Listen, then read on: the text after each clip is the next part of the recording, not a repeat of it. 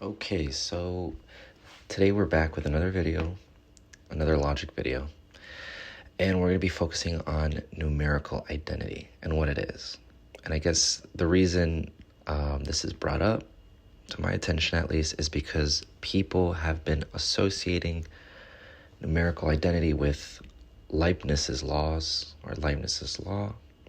And so I thought it would be informative to just go over the basics of what it is. So what is numerical identity? So we have a clear definition that numerical identity is a binary relation equals on a domain of objects, which satisfies these formulas: reflexivity, symmetry, and transitivity. And it also satisfies this axiom schema, which is the substitutability of identicals. And for the substitutability of identicals, don't get this confused with anything Leibniz is saying, because this is not either of Leibniz's laws. Right? The substitutability of identicals is saying for any formula, right, x and y are going to be substitutable. It is not saying anything about any specific set of predicates or unregulated set of predicates, although the axiom schema can allow for atomic statements, so it won't.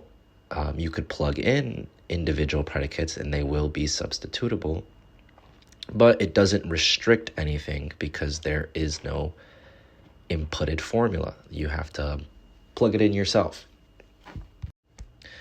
So here's the big question that everyone wants to know.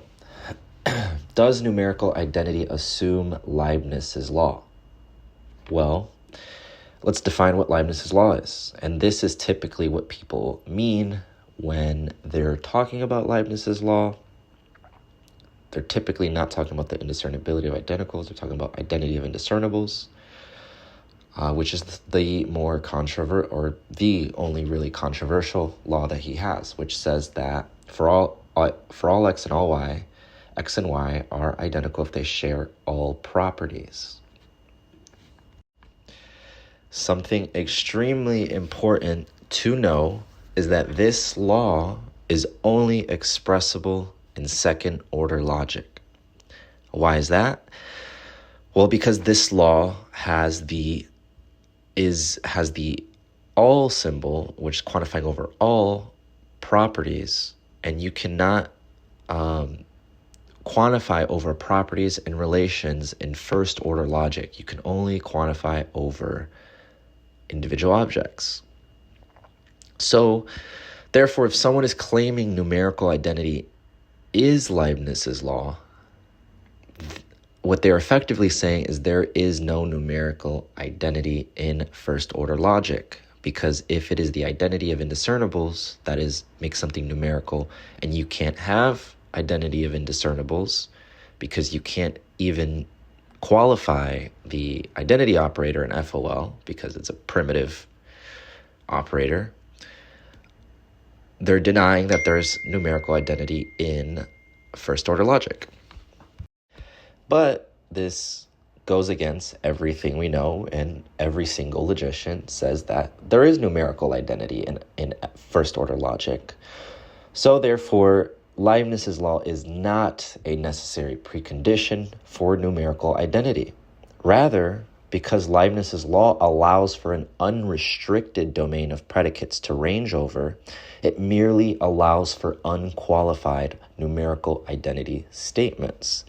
What that means is that what Leibniz's law is doing in SOL is it's saying that the equal sign has an unrestricted set to which you can say the same thing about every single object within the domain that it's ranging over, right? As opposed to relative identity or other forms of predication or identity thesis, is that maybe they restrict the range to which something is identical or numerically identical. So, is there numerical identity and relative identity? Well, Yes, there is, of course, because numerical identity, as we talked about it in the beginning, it only requires this: reflexivity, symmetry, transitivity, and substitutability. Does relative identity have that? Yes, it does. Relative identity statements are reflexive, indexed to the sortal class. They're symmetrical within sortal classes. They're transitive within sortal classes. They're substitutable within the classes of types. So it preserves all of it. Well, what the only difference there then is that Leibniz's law makes the condition of the equals sign or the identity operator such that it can range over all predicates. The only difference is relative identity does not allow that. It has different conditions. Both are establishing conditions on a primitive equivalence relation. No, it's not like one is more fundamental than the other. Both of these are metaphysical. They're not logically primitive. So it's not like, we're adding something extra if we take on the relative identity view. Rather, both are conditioning how the identity operator can function. So in relative identity, we say x equals y is indexed to a sortal. So we'll say x is the same f as y. Therefore, x and y share all f properties. So notice how both preserve the x equals y numerical statement, right? In Leibniz's law, we say x equals y. And in relative identity, we can say x equals y. But when we ask how is numerical identity preserved, both options give a condition. Leibniz people take the identity of indiscernibles, say that, well, x equals y because x ranges over all predicates. And so if that's satisfied, then they're numerically identical. Relative identity will say x equals y only if they're indexed to a sortal class, then x and y share all f properties. So they're just conditioning the identity operator in different ways.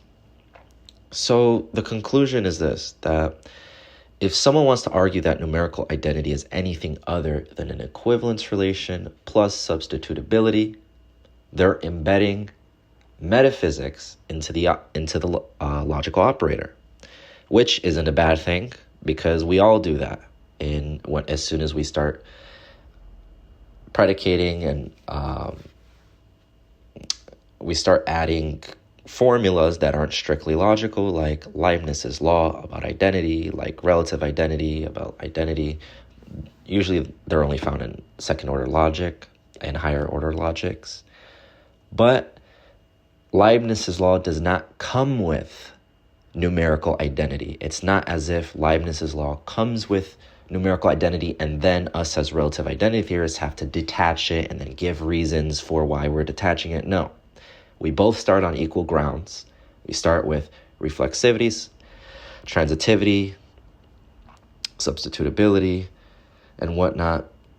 And then once we want to condition how the identity operator itself functions, not just give these formulas for bare equivalence relation, then we start importing things into SOL about identity. And that's where we are giving alternative views on identity.